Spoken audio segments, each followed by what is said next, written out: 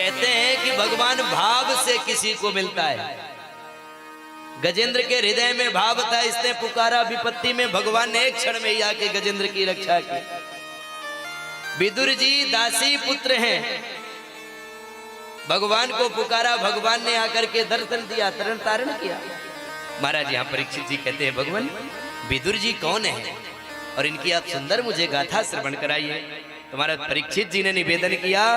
तो महाराज सुखदेव जी महाराज विस्तार में कथा श्रवण कराते हुए कहते हैं, राजन पांडवों के साथ जब कौरव जो हैं अन्याय किए, लाक्षागृह में जलाने का षड्यंत्र किया, तब कौरवों के पिता धृतराष्ट्र के सामने विदुर जी महाराज ने जाकर के कहा, राजन आपका पांडव जो है बड़ा सम्मान करते हैं, आपके बड़े पुत्र ने पांडवों के साथ बड़ा अत्याचार किया है, वो डरते नहीं है, पांडव की डरते हैं, आपके सम्मान के कारण ये कुछ नहीं बोलते हैं। राजन निवेदन है, आप पुत्र को समझाइए, दुर्योधन को कहिए इस तरह से अत्याचार ना करे, इस तरह से षड्यंत्र ना करे। राजन मेरा निवेदन है आपसे। और यहाँ पे विदुर जी महाराज कहते हैं कि राजन आपके कुल में जो 100 बालक हैं, 100 बालकों में 99 बालक तो सब ठीक हैं, लेकिन सबसे दुष्ट अगर कोई है तो दुर्योधन है।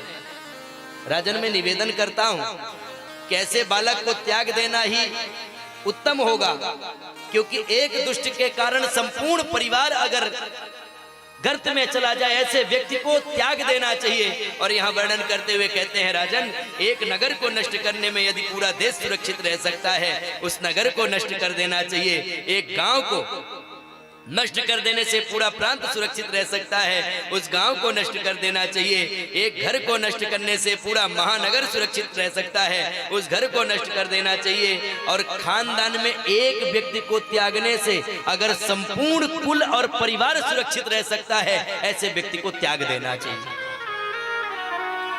दुर्योधन इन बातों को सुन लिया,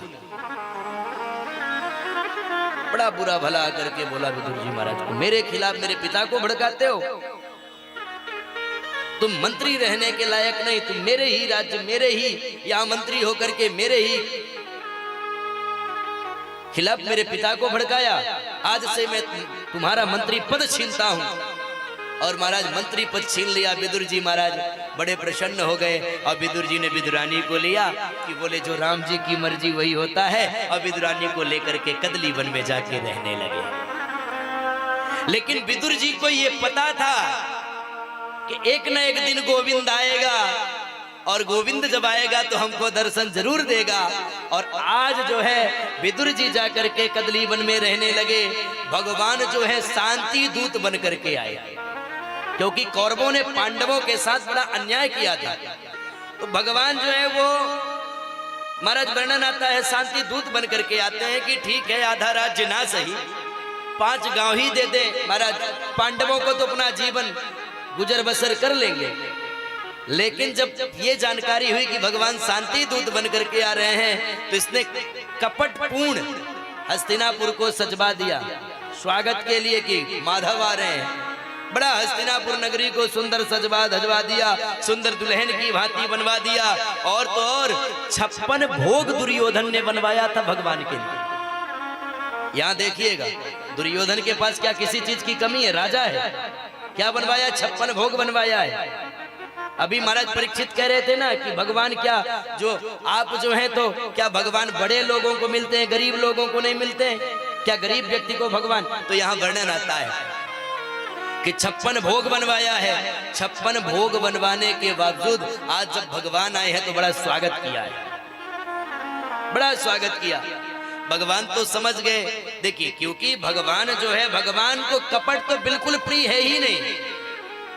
अगर आप सोचो कि हम दिखाएं और दिखा करके कोई चीज भगवान को समर्पित करें, तो भगवान कहते हैं कि मुझे कपटपूर्ण कोई चीज तो चाहिए ही नहीं।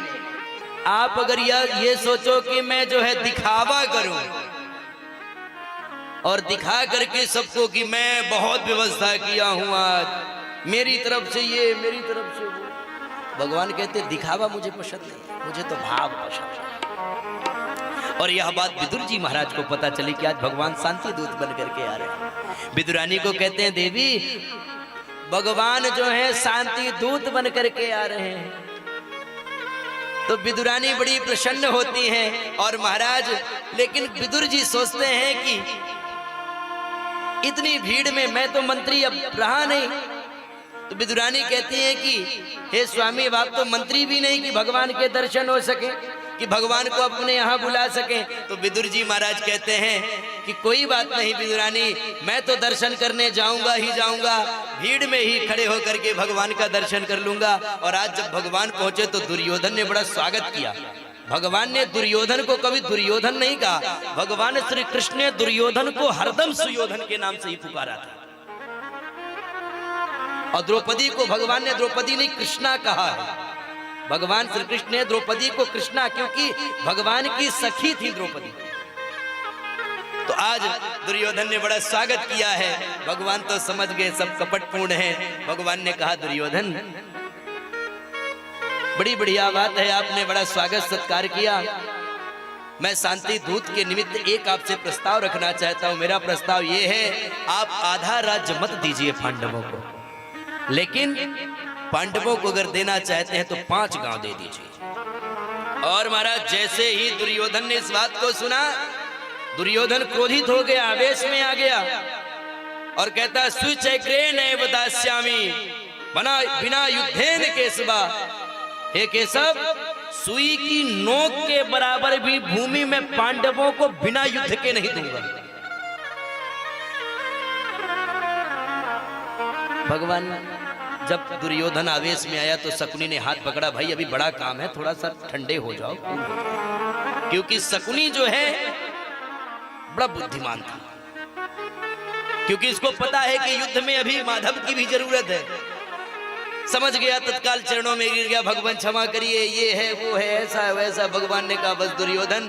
और भगवान खड़े हुए तो देखे कि भीड़ में ही विदुर जी महाराज खड़े हैं। भगवान ने इशारा कर दिया, विदुर जाओ व्यवस्था करो, मैं तुम्हारे यहाँ आऊंगा। और महाराज यहाँ दुर्योधन ने निवेदन किया कि प्रभु 56 भोग बना है, आपके लिए मैंने बनवाया है। भगवान ने कहा कि दुर्योधन मुझे भूख नहीं है, मुझे भूख नहीं है। खिलाने वाले के प्रति अगर हृदय में आदर नहीं, भाव नहीं, तो वहां भोजन भी नहीं करना चाहिए। आप कितने भी अच्छे भोजन पकवान बना दीजिए और कहिए महाराज पाइए, और मैं अगर ये जान लूं कि आपका ये सब खाना खिलाना जो सब दिखावा है, तो हृदय नहीं करेगा कि मैं आपके यहाँ खाऊं। ऐसे ही भगवान ने भी 56 भोग को त्याग दिया। और विदुर जी महाराज यहाँ से भागे भागे हाट बाजार में पहुंचे। और हाट बाजार में पहुंच करके गोविंद के लिए मक्खन लिया, मिश्री लिया, लड्डू मिठाई लिया। और इधर ये लड्डू मिठाई खरीदते रहे, लेकिन हमारे गोविंद जो है विदुरानी की कुटिया में पहुंच गए। और आज विदुर जी बाजार में है और यहाँ भगवान ने विदुरानी जी को आवाज दिया है, चाची ओ चाची कह करके पुकारा है। विदुरानी को लगा कि ये कौन आ गया। विदुरानी बेचारी स्नान कर रही थी और इनको जब सुंदर मीठी बोली सुनाई दी तो समझ गई कोई और नहीं, मेरा गोविंद है। दौड़ी दौड़ी भागी भागी विदुरानी जी आई और विदुरानी ने अपनी कुटिया का जब गेट खोला, किवाड़ खोला तो देखा कि मेरा गोविंद खड़ा है। सुध बुध भूल गई, हे मेरे माधव, हे गोविंद, आपने तार दिया मुझे, धन्य है मेरा जीवन। भगवान ने देखा तत्क्षण अपनी काली कांवरिया उतार के फेंका, लो विदुरानी ओढ़ ली। और विदुरानी इतने भाव में भर गई कि मेरे घर तो गोविंद आया है, खिलाऊं तो खिलाऊं क्या इसको। दौड़ी दौड़ी भागी भागी जाती हैं, कुछ नहीं, कदली वन में रहते थे, केले के फल थे, केले की टोकरी को उठा के लेके आई और केले को छिलने लगी। छिल छिल करके केला फेंकती जाती और केले के छिलके मेरे गोविंद को देती जाती। और धन्य है रे मेरा माधव, भाव से उन केले के छिलकों को खाता रहा, भाव के साथ। यहाँ विदुरानी ने सब कुछ प्रदान किया, केले के छिलकों को वो खा रहे हैं। विदुर जी महाराज जब हाट बाजार से पहुंचे तो देखे इधर विदुरानी जो है वो महाराज क्या कर रही है, छिलके खिला रही है। अरे महाराज विदुर जी ने देखा, रे ओ विदुरानी ये क्या कर रही है, पागल है गई है क्या। दौड़ करके विदुरानी का हाथ पकड़ते हैं, भगवान से क्षमा मांगा, रे भगवान माफ करिएगा, क्षमा करिए। बड़ी त्रुटि हो गई, ये पागल है, ये बाबरी है, इसको खिलाना चाहिए केला, तो ये छिलका आपको खिला रही है। दक्षिण विदुर जी महाराज ने सुंदर जो पकवान लेके आए थे भगवान के सामने रखा। भगवान ने थोड़ा सा खाया और कह दिया, विदुर जो मिठास और जो भाव उन केले के छिलकों में थी वो इन पकवान और मिष्ठानों में भी नहीं है। कहने का तात्पर्य ये है कि भगवान जो है वो भाव का भूखा होता है, ना कि आपके 56 भोग का भूखा भगवान नहीं होता है। भगवान तो कहते हैं पत्रम पुष्पम फलम तोयम, अगर भाव से मुझे फूल भी दे दो, पत्र भी दे दो, वो भी मुझे स्वीकार है, लेकिन भाव होना चाहिए। और महाराज आज भगवान के चरणों में जो है विदुर और विदुरानी ने सुंदर प्रणाम किया है। भगवान ने दोनों का तरण धारण किया है, आशीर्वचन दिया है।